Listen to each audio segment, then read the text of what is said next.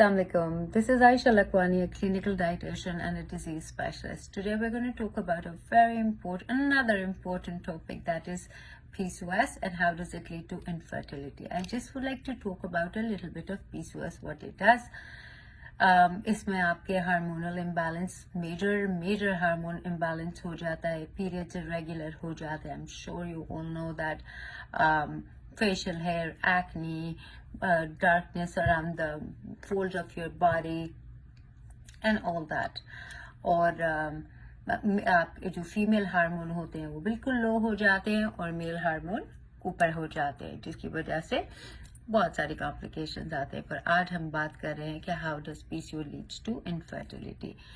एक normal procedure जो होता है, जो औरत को पहले मैं आपको वो समझाती हूँ, because my goal is for you to understand what actually is the problem that you are facing rather than jumping up to conclusion, because आपको अवेयरनेस देनी बहुत ज़रूरी है.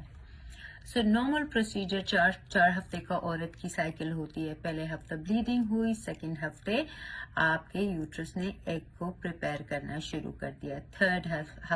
थर्ड वीक ये एग रेडी हो जाता है रप्चर होने के लिए, और अपना फोर्थ वीक में जाके आपका यूट्रस अपने आप को प्रिपेयर करता है ईदर फॉर प्रेगनेंसी, अगर आप अपने हस्बैंड से मिले हुए हों, या फिर for ready to prepare your body for periods.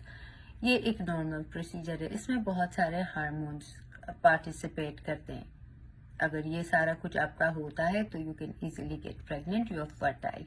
लेकिन पीसीओएस वाली लेडीज के साथ होता ही है कि पहले हफ्ते ब्लीडिंग हो गई, अगर तो हुई, अगर इनको हो रही है. सेकेंड वीक जब एग प्रिपेयर हो रहा होता है, मेच्योर हो रहा होता है, जिसको लेडीज डॉक्टर्स बहुत दफा उनको बोलते हैं कि आपके एग मेच्योर नहीं हो रहे, तो आप ये सुन लें कि क्यों नहीं मेच्योर होते हैं. सेकेंड वीक मेच्योर होते हैं. जब इनकी मेच्योरिटी हो रही होती है तो वहाँ पे जो एक जगह है फॉलिकल स्टिम्युलेटिंग जगह है, वहाँ पे ये फॉलिकल स्टिम्युलेटिंग हार्मोन, वहाँ पे ये फॉलिकल ग्रो होता है, प्रिपेयर हो रहा होता है, बड़ा हो रहा होता है. इसको प्रिपेयर करने के लिए FSH hormone, follicle stimulating hormone, और एलएच हार्मोन, ल्यूटिनाइजिंग हार्मोन इसको कहते हैं, ये दोनों का लेवल एक सर्टन उस पे होना चाहिए. होता ये है कि हमें एफएसएच एक नॉर्मल रेंज में, एक सर्टन रेंज में चाहिए होता है, वेयर एज एलएच भी उतना ही चला जाता है और इम्बैलेंस हो जाता है, क्योंकि यहाँ पे हार्मोन्स का इम्बैलेंस बहुत होता है. इसकी वजह से वो एग सही तरीके से प्रिपेयर कभी हो जाता है, और जब थर्ड वीक की बारी आती है कभी एग प्रिपेयर नहीं भी होता. तो वो क्योंकि एलएच बहुत ज्यादा होता है तो वो अपने साइज तक नहीं पहुंचता, या कभी साइज तक पहुंच जाता है और रप्चर नहीं होता और स्पर्म के साथ जाके नहीं मिलता, कभी ट्यूब में ही, क्योंकि उसका साइज ही नहीं ठीक होता. तो बहुत ज्यादा लोग कहते हैं हमारे एएमएच के साथ प्रॉब्लम है, हमारे एफएसएच के साथ प्रॉब्लम है. वो ये सिर्फ ऐसा ही हार्मोन नहीं है, ये इतना ज्यादा काम करता है. क्योंकि मुझे ये वीडियो इसलिए बनानी पड़ती है क्योंकि मैं जब आप लोगों से बात करती हूँ, मसले तो ये बहुत ज्यादा लेडीज के साथ हैं, लेकिन जब मैं बोलती हूँ तो उनको समझ ही नहीं आती ये क्या बोला है, ये क्या है. सॉरी, पर मैं ऐसे ही बात करती हूँ.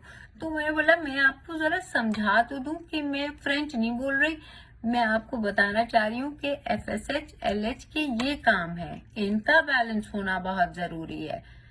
ये नहीं होंगे तो एग तो जाएगा ही नहीं, पास ही नहीं होगा, वो अपनी एक नॉर्मल जो उसका स्टेज है, जो उसका शेप है, वहां तक नहीं पहुंचेगा.